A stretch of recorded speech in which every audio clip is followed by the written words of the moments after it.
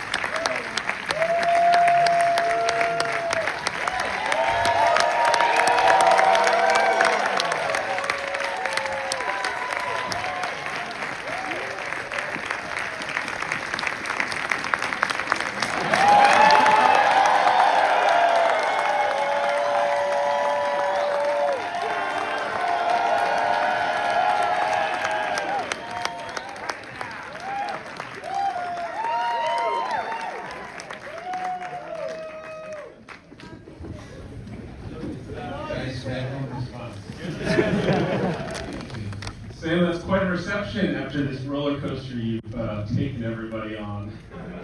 That's at this moment, but in about 35 minutes I'll be heading home, and about an hour from now, my kids in my house will be saying, "Move out of the way of the TV, Dad."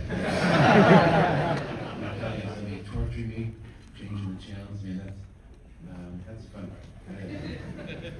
No, but honestly, this film is, I mean, as everybody I got to experience in the audience tonight, it's a wild ride that, you know, is funny, but it's disturbing and scary and moving at times, and it's thrilling.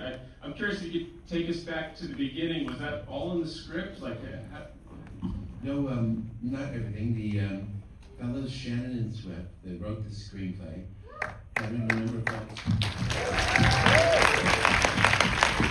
these guys ever. And they had a pitch, and they brought us to design them. Zizi, my producer, and we heard the pitch together about 3 minutes long, and we were blown away by it. So we just got her a deal to write a script, and then it sat in the studio for a couple of years, and I had to get it out and make it elsewhere. And we did, and it seemed to work out well, and I had a really supportive group of 20th Century Studios who was not trying to fight the film. They knew it was a weird film, but they tried to embrace that and allow that to happen in a very creative way. Good notes for the structure of the screenplay, and great notes from the editing room. Just the right notes, not swamping us, and things we hadn't considered. But they had been privy to all the test screenings, so they had some really good brains over there that could use that and their own opinions and really help guide some of the cutting. It's great. I'd love if you could talk about the casting process. I mean, you have to find the two stars that make this all work. So how did you land on both Dylan O'Brien and Rachel McAdams? Well, I had a great experience meeting and working with Rachel on Doctor Strange and the Multiverse of Madness. And she was so good. She played the role she had created for the first Doctor Strange movie. So it was a recreation. She just recreated that role. She didn't really need my help at all doing that. But then there was a multiversal version of Rachel, because this movie was opening up the multiverse at that moment. And she played Rachel too, but with super subtle changes in her behavior that I had known were put into her new backstory that came out. And it was amazing to watch somebody hit the key of C in one octave, just hit it perfectly in the next octave up. And then with Marvel, we did some reshooting. So we go back, and there's now a third multiversal version of her character. And I see her completely created from whole cloth. The same performance again, same dialogue, mostly the same, except for key moments that are different because she's lived a different backstory. And she nailed it. It was like, great. And then when it came to physical effects, in the new script I had some dumb action, and Rachel, in this scene a ghost will slug you in the jaw. You fly back onto the couch, and then Rachel, a demon, will jump on you. And you catch it with her feet, and you do Flying Angel for a moment, and you throw it off. And I expect you to not just roll her eyes, but to say, "I'm not sure I can do that, Sam. It's so dumb to be slugged by a ghost." But anyway, the thing she said to me was, "What me to hit that chaise lounge at. And that's cool. I can work with an actress like this. And she had so nailed the operatic parts of her performance where she's singing in different keys, so to speak.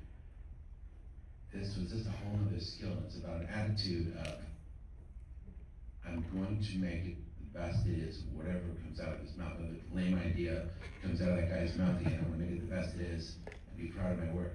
So she got that ability. It's really great. And how about Dylan? How did he come involved? No, he doesn't. No,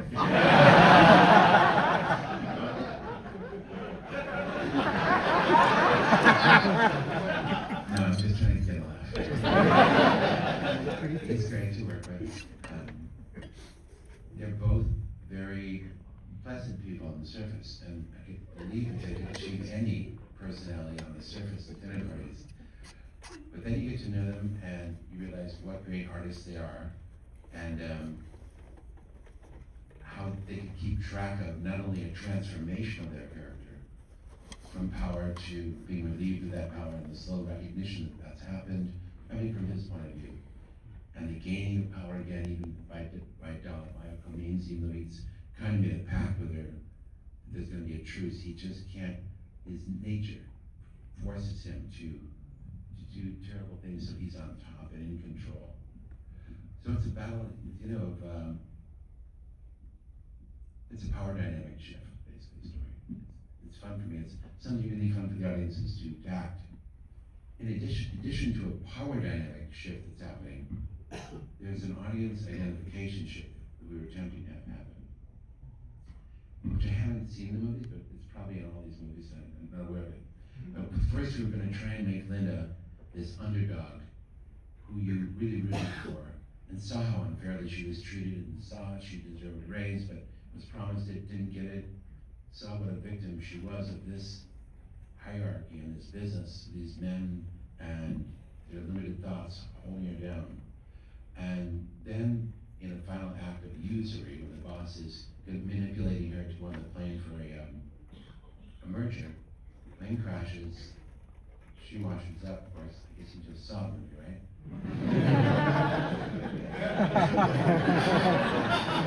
You can spoil it. Yeah, he lands there too, and then that part of the story is about showing them coming to terms with their powerlessness and the fact that she has power. She's always had power. She's just in a place where the environment doesn't support it anymore, that power structure, and she can grow. She realizes her strengths as she moves through that first act and gains confidence in her own ability and who she is. And I think that's why she doesn't want to leave the island. She's finding the boss, and she makes the rules, and she's the smartest person in the land. And I think there was also something wrong with her. Or even the office scene. But she was like a sickly little seed, bad seed that came to this island and found fertility. And not only did that plant grow into a powerful, beautiful plant, but it also developed some poisonous barbs on it. Some ugly stuff showed itself too. And she played that beautifully. And we had a goal of trying to make the audience identify with her, this lonely survivor, and hate him. And then we started to realize as she grew in power, that we would try the technique of shifting audience identification to Dylan. Realizing that she had said goodbye to that oath. Like, what, lady? Well, we tried to keep her identifiable, but tried to shift the alliance to Dylan, not rooting for him.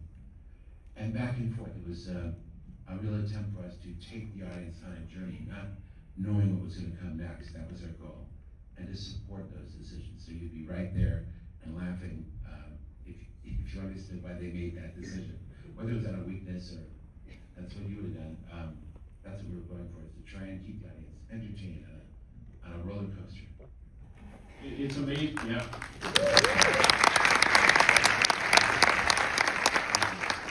Hearing you talk about the progression of her character, it's amazing how natural all the insane things feel in that context that she's doing. Because when we get to the scene with the surgery, thankfully ended up not being real.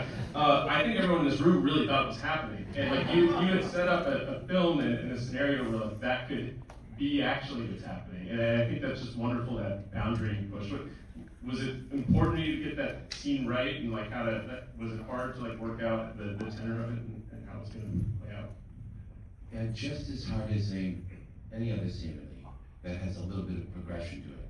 So it has continuity elements to it. The knife starting to glow red, where it is, where the food shabab is going to be, that octopi shabab, kebab. There's a continuity to it, and there's a continuity of what's happening. She is pretending to be a sympathetic ear. Secretly, she's getting him off guard. She's prepared this poison, and she feeds it to him because it's at the right moment. And then she explains the fun that he's in for. And he's hoping that's not going to be there. Yeah, some of the audience, it's like, we didn't pay to see this movie. But I thought I would torture you anyways.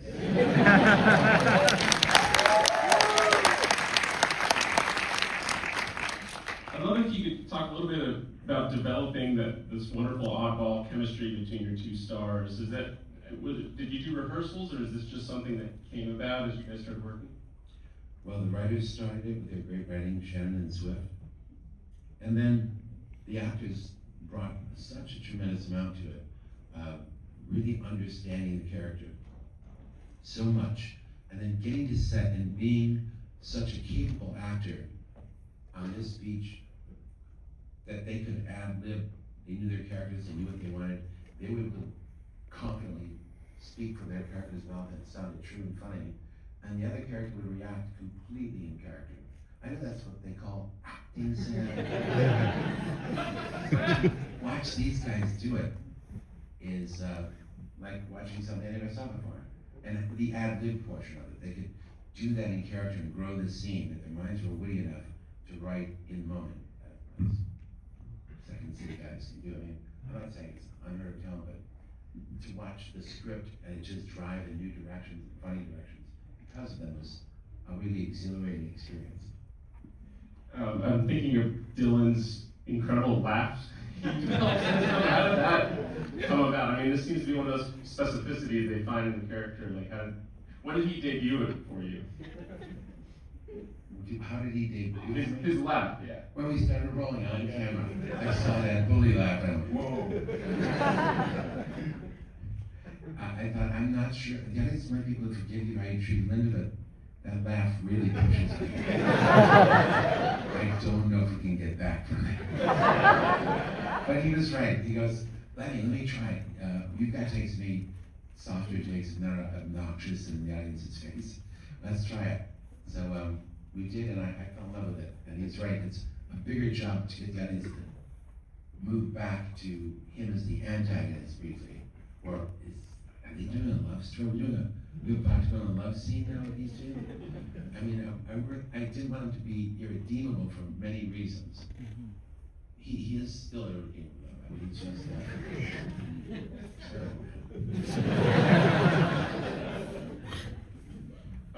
Shifting gears, I'd love if you could talk about finding your location, because I know a lot of it is shot on a real beach in Thailand. I mean, it kind of feels like its own character at times, the actual island. How did you find it? And I mean, can you talk a little bit through the difficulties of actually shooting there? Yes, we went to Australia as our home base, and we did pre-production and shot for about 5 weeks there. Then we traveled to Thailand, just outside of Phuket, and we were on a banana farm that was on the beach, and then you'd go down that hill. That's what we were down the hill with the movie. Couldn't see banana trees, or we would disguise them if we had to. But it wasn't an island, as we're meant to say. Our CG artists helped create an island from photography from the drone of the place we were shooting, and places around there. They crafted it to make it look like that. So it was tough shooting on the beach. I remember saying to my assistant director, Eric Heffron, in scouting, I'd love to shoot after we shoot that night scene we're talking about by torch, artificial torchlight, let's say. In the morning, I want to film them because I think something's going to still be sparkling in their mind from the previous night, and I want that inflection on the scene. And Bill Pope has only said we can do it in the morning for the look you want, so let's do it tomorrow morning. He said, you can't. But I said, why? He said, the beach won't be here. And then I realized who the real master of the movie was a tide base. And I should have known it, but I've never shot at the beach before. That ocean comes up, 15 feet, or I don't know, I'm probably exaggerating, but he completely wiped out our ocean, however many feet that was, and it'll be back at 2. Yeah, but the light's going down and about, and the clouds there, but anyways, it's the usual, same, every movie's the same. There's a certain amount of work to do, place to get to, and your goal is first safety, make sure no one's in danger. But really your goal is artistically, make this better. We'll expand it, let's explore elements we haven't thought about. We make it deeper, we make it funnier. What would be more unexpected way to start the scene? 1 beat later, 2 beats later? Sometimes I ask myself random questions. That's why I'm insane. But it does help when you focus those questions on scenes of the movie and challenge yourself. I mean, one of the things the film I think takes to the next level too is the level of detail. And it's like it feels like real survival techniques. I think they are. So you talk about crafting that. You must have learned a lot about surviving. Yes, we all did. We had a great instructor. First of all, the writers, when they wrote the script, did some of their own research. My buddy, my storyboarder's friend, did a lot of research, and the people that work for him on the 3rd floor, Doug Leffler's his name, and the people that work for him are pre-visual people, and they did a lot of research how you would survive in this environment. And then the art and prop department really depended on our survivalist. She's one that showed naked and afraid. Yeah. I could do the second half of that show.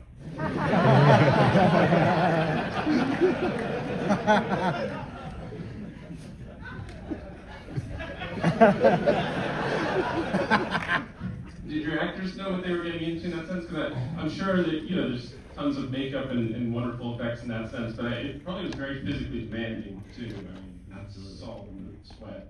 Yes. Edom Ismail, the fiance in the movie, had to take a big fall down this rock cliff and do some wire work with the falling toward the ground, and she also had to be mudded up in this intense makeup suit because she supposedly came back from the dead and she's a ghost, a demon haunting Rachel, and then she had to wear some of that in the water at night and crawl up out of the ocean at night, and she was on the cliff doing near edge of the seat stuff, walking along the edge, but she always came through. She was such a hard-working young woman and striking. Never seen anyone that looks like her. I think people would like to put her in their movies. She would make more of a name for herself out here. I want to talk about the crash sequence, which is one of the most visceral and upsetting plane crashes I've ever seen.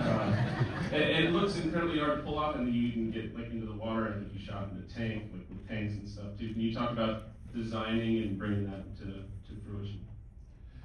Yeah, well, it's always scary to have anything to do with water as a director. You want to make sure you're not going to kill people. It's got to look like you're going to kill them. So you need safety divers and mechanical engineers to tell you what would be safe, and water experts to tell you what dangers could affect your shoot. It's not like I didn't know. I put them in a tin can set and drop her in a tank full of water. What can happen? That's the job I want. Well, she's a good journalist too. How much do they pay you? You think that could happen? No, I know that. That's what I was terrified about. That's why I make jokes about it. Of course, children, it's nothing to joke about.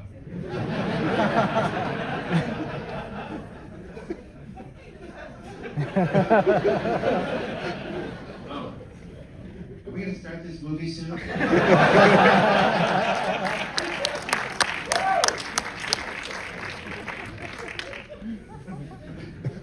Sam, another scene that got massive amounts of applause was the never-ending scene with the wild boar, which is just amazing. Talk to us about coming up with that. Well, the writers put it in the script, and I thought that's easy for you to say. But worked on it with a whole team of great artists. They are skilled craftsmen. Well, first of all, my good friend Bill Pope, the cinematographer, and I made sure we understood the action of the scene. And he said, the moment I talk about some scene, he gets up and performs it for everyone. And it's like, oh my God, are you going to do this every time we talk about a scene? The 15th time was pretty good. Then the crew would go, oh my God. But he really helps you visualize the scene. He jumps into it, can't stop himself from showing the actors and you and the crew what it is you should be going after. And it's tough for a director when you've got such committed people. And Bill says, but you get the voice, she should really go, roll around the floor in the sand, and the crew is waiting for it to stop. And then to get out of that bad suggestions, there really is no getting out. You just go on to the next shot, basically. That's not going to happen. But everybody contributed. So the sculptors who made the puppets on set, and I really needed great puppets that would snarl and bite and had a big mouth, open and roar, and would blow blood from its throat when stabbed and blow spittle. And of course, as hogs will do, to blow some hog mucus. Other filmmakers always leave that out for some reason. People objected to the hog mucus. I say, Sam, you cannot put that substance in your movie. That substance is hog mucus. And I said, no, it's not.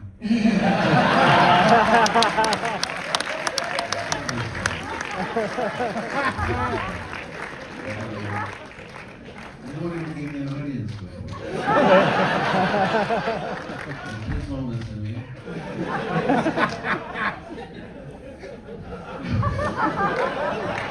Oh my goodness. Before we open it to the audience, I do want to talk about Danny Elfman, who is wonderful. How did you work with him? How did the process normally go? And what did you tell him about the film and develop it? Well, he not only is a brilliant artist, a musician with his rock and roll band and his other abilities to play instruments, but he's also a great storyteller. And he combines both his ability to communicate subconsciously different things, sometimes in support of the action, sometimes in counterpoint, sometimes it's about supporting the insane tone of the moment. But he's really my partner in storytelling, just as Bob Morowski, my editor, is.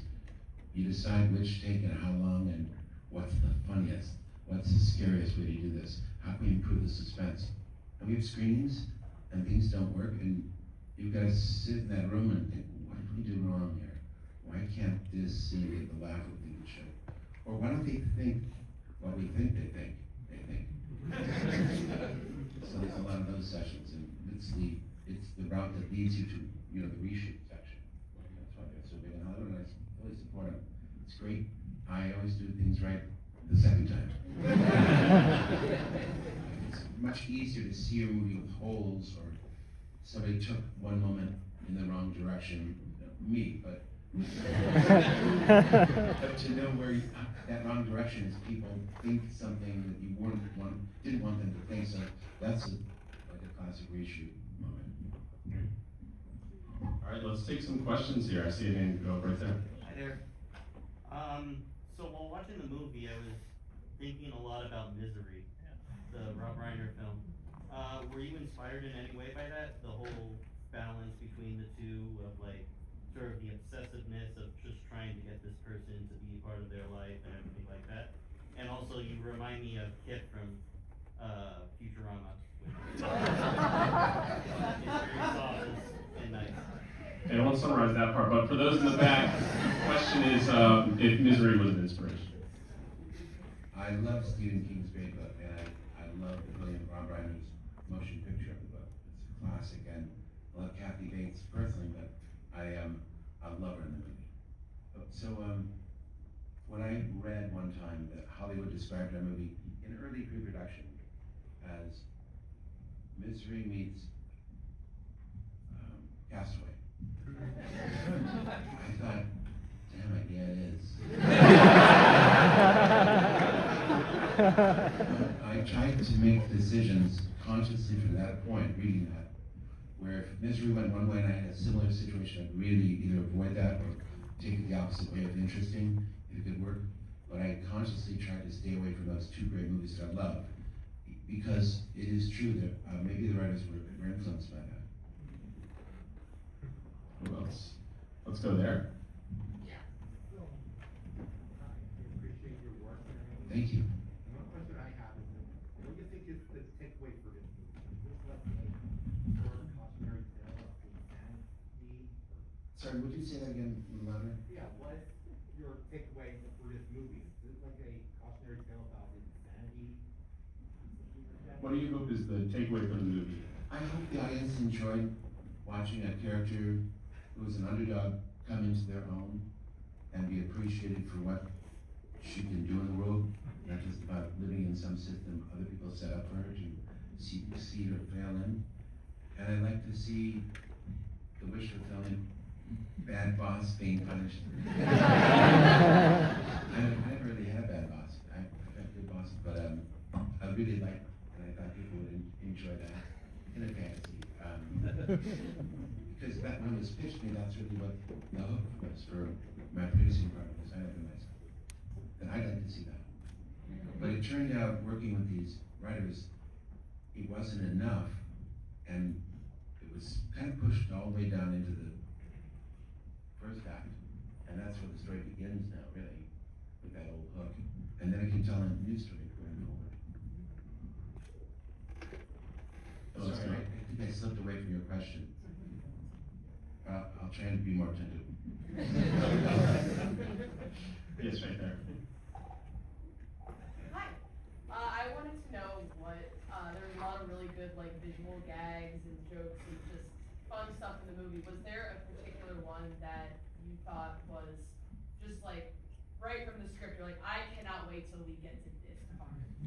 Oh. Well, it has, yes, that exists for me, but it has to do with a weird technical thing. When I made a movie, Army of Darkness, I could never get the sun photographed well. It was either burned out, or it was too out of focus, or it was in focus and looked like a orange square against the blue. You know, we brought the background so down that to expose it that it looked like deep, deep blue, almost like an outer space look, and you could see the moon like a graphic. It absolutely didn't look like I needed it to. It looked like an observatory picture. So finally learned how to, and so I did it wrong in that movie. It's supposed to be the sun beating down on ash, so it moves across the desert, and I tried different elements. I had my son there, fortunately, so he could experiment for me. He's my second new director.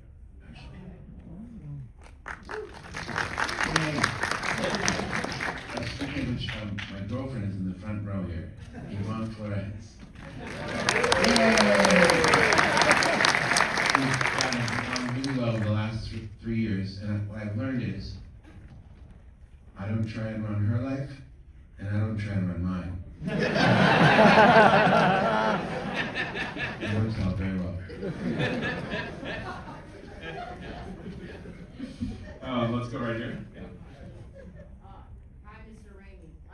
So the visual gags, the blood and the vomit reminded me of Drag Me to Hell. I was wondering, are you working on a sequel or so? Because of the status? Will there be a sequel to Drag Me to Hell? That's... Yes, thanks for that call out to Drag Me to Hell, and I wouldn't know where that story would go from here. I can't figure it out.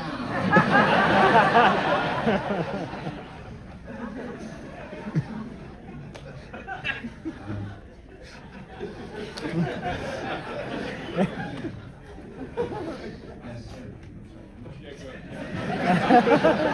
I'm mad with power. That's really all you do, isn't it? I really want to examine the scope of this job that I just took from you. Everybody's so mad about that. What is the job exactly? I'm joking. I liked the suggestion right here, this question. No, that one. Oh. You better ask fast. Any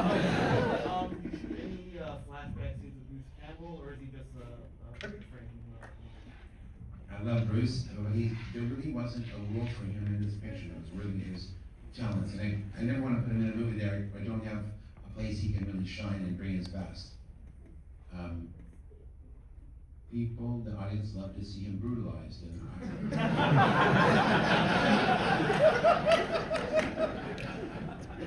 And I finally figured out that's why they call him Bruce. I'm joking, of course. Let's go right here. Having met Bruce, he says you love to brutalize him. I was wondering, what was your favorite moment of brutalizing Bruce? For those in the back, what was your favorite moment of brutalizing Bruce in your career? I think Spider-Man 2, because I had a good weapon that day. I had one of these extendo canes, which you toss him with like, so I could tap curtly near Bruce's head. I could quietly either give him the big point for a show for the crew, or give him a little nudge below. A lot of it is in the hips.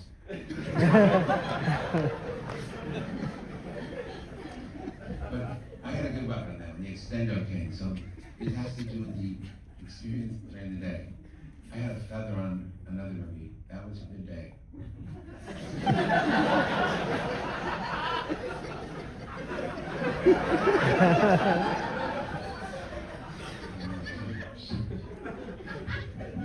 We have time for a couple more. Is there any in the back? Let's go all in the back. Yeah. See you. Yeah, behind you actually. Yeah, waiting. Yeah. Hi, great movie, loved it. So much fun. And I just had a question. The blood looked familiar. Have you changed the formula from Kara syrup, red food dye, and like I think it's powdered milk? Has that been updated? Well,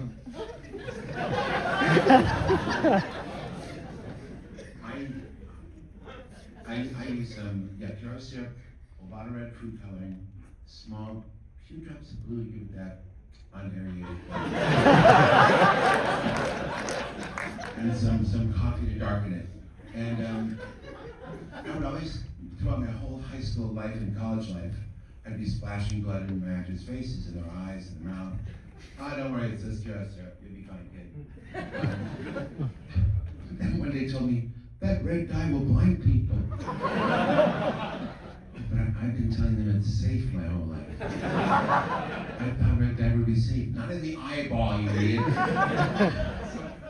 I had to kind of abandon my blood, which I thought it was all-purpose edible items.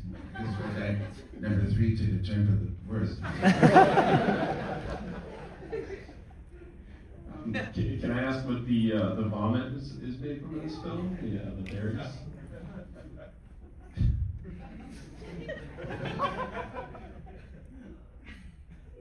That vomit, I remember just scolding a prop person. That's not what that vomit would look like. Let's study the elements that you masticate. Let's go to the scraps of that scene. But she had to match that particular vomit to that orange-colored poisonous berry and mangoes that she was eating. Anyway, so there's a lot of people involved in vomit. It's not a small thing, and it's some people's specialty, and I don't want to laugh at their art either. Like I said, nobody listens to me. At-home warrior in my life. I think we have time for like 2 more questions. Lil. I see you back there. Forgive me if I missed it, but where was the old logo? Parking garage. I can't tell you that. That is one of those Easter eggs that you've got to find on your own. Thanks for being aware of that. Who's got a really good last question? Yeah, waiting. Yeah.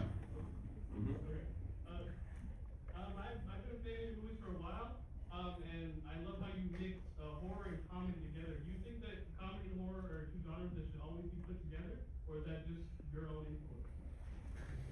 It's my own background in making low budget comedies, not wanting to make horror movies, and realizing that horror movies had a great art and craft to them also. And then realizing that learning how you build a suspense sequence, still figuring out, and the similarities to that and the setup to a joke. You're getting the audience into this anticipatory place, following along, and then either in the joke or the scare, which I find similar, it's some unexpected thing or incongruous thing or the obvious truth, or it's something that hits you. And one of the reactions is to laugh, but similarly, it's so similar to the Scream thing. I often would attempt suspense sequences, and the scare would happen and people would laugh. They're afraid. And I realized the similarities of the joke in that, and I started to realize I could put a joke there. I could maybe have a suspense sequence getting the audience on the edge of their seat, and a great way to hit a joke. I tried that with the pig head. I wanted to stay on Rachel's face, but Bob Morosky made the best cut. It was planned, of course, but that pig head drops the drain, and I got a really big laugh. I didn't see your guys' show, but it worked really well. That was a weird combination of me experimenting with suspense, build up to comedy end, and anyways, I want to work again. Alternate paths of experimentation. Thank you. Well, thank you. Sam. Thank you.